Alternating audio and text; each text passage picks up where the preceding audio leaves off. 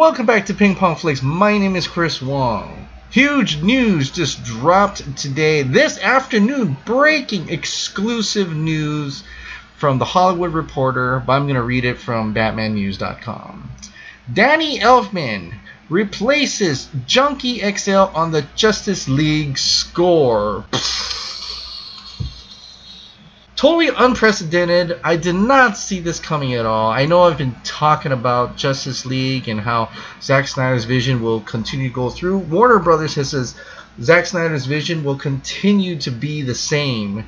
But this is huge. And what happened here? What happened to Junkie XL? What happened to Tom Hulkenberg? Well, he did come on and tell us what kind of happened. And he did say, as my mentor Hans Zimmer told me, you haven't made it in Hollywood as a composer until you get replaced on a project. So I guess I finally graduated this week. It pains me to leave the project, but a big thanks to Zack for asking me to be part of his vision. And I wish Danny, Joss, and Warner Brothers all the best with Justice League. Hashtag Justice League. Surprising, and for some very dreary news, some for a lot very happy news, that Danny Elfman is now scoring Justice League. Now I'm really super conflicted about this because for one, Danny Elfman is an incredible composer. I mean, he's done things for a long time. He's composed for some, like us superhero nerds would know, Batman from 1989. Incredible. The theme just resonates. It moves on. When you hear it, you recognize it as Batman. For years after that, even through the animated series, that Batman theme was awesome. And he's also known for another superhero, and that's Spider-Man. That Spider-Man, Sam Raimi's Spider-Man 1, 2, and 3. When you hear that, you automatically think Spider-Man. And I like that. I like that someone could score a music that is very memorable, a theme that you can recognize without having to see what the movie is, without having to see who it is. You recognize it as a certain superhero. And I think that is what Justice League needs. That is what DC has been very good so far.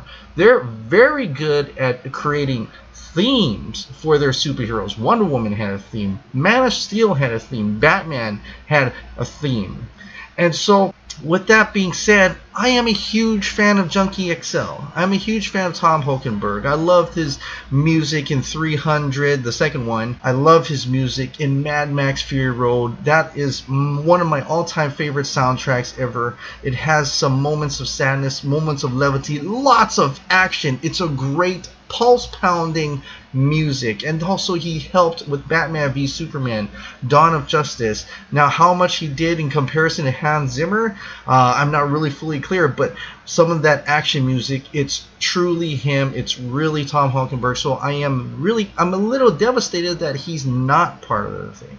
And to that fact, he is Zack Snyder's vision. Now that Joss Whedon came on board, you automatically feel a shift now. This is part of that shift. What we originally thought he was just going to shoot additional scenes, write additional scenes for Zack Snyder, what Zack Snyder had planned, it's all of a sudden starting to look like something else. Was it that huge deal by Warner Brothers saying that Zack Snyder to go? And yes, I don't want to put any fault on Zack Snyder's tragedy. He had to do what he had to do, but having Joss Whedon come on board and probably give him the complete reins, it could also be Zack Snyder's just saying, you know, I want to deal with my family right now. I don't care about this anymore. I don't care about this job anymore. Here you go. Here you go, Joss. You do what you need to do, go ahead. And this is what Joss Whedon's come about. Now, the other concern a lot of people are saying is Danny Elfman phones it in. Nowadays, anyway. So I've been looking through his work. And there is a lot. He has done movies up the yin-yang, you know, way more experienced than Tom Hulkenberg, Junkie XL. He's done things you've seen before. You've seen, especially if you're my age range, Darkman, Batman, of course, I've said that already, Beetlejuice, Midnight Run. He's done some classic classic movies. And I want to see his more recent works. And there's nothing actually here that is very memorable in terms of my ears, in terms of music, to say so, and in terms of the style or the themes that he was trying to do. So if he's trying to do the superhero genre, there is nothing except Avengers Age of Ultron. And you're saying, well, Avengers had great music, but don't forget that the first Avengers, where the theme song for the Avengers was created by Alan Silvestri in Avengers 1. And they took that theme and put it in Age of Ultron, or even, I don't even know if it was in Civil War, but that, I think it was in Civil War, that little bit of that Avengers theme was created by Alan Silvestri, not Danny Elfman. And some of the work that is just not memorable. So I am a little concerned that he won't have music for Justice League that is memorable. Now, it could also mean that he's just doing additional music for the additional scenes. They're still keeping Tom Hockenberg's music, some of Junkie XL's music, and they're shifting it around here and there. There could be more of a collaboration, meaning he's not actually working with Tom Hockenberg, but is mixing some of his songs, mixing some of his scores. But my main concern is that they're going to get rid of some of the themes. I think Wonder Woman is safe. Wonder Woman is such a huge part of this universe, this new sort of shift that Warner Brothers seems like, that critics seems like, the people seems like, and Warner Brothers seems to be responding to that. And so I think Wonder Woman is safe. But Man of Steel theme is awesome. I hope they keep Superman's theme.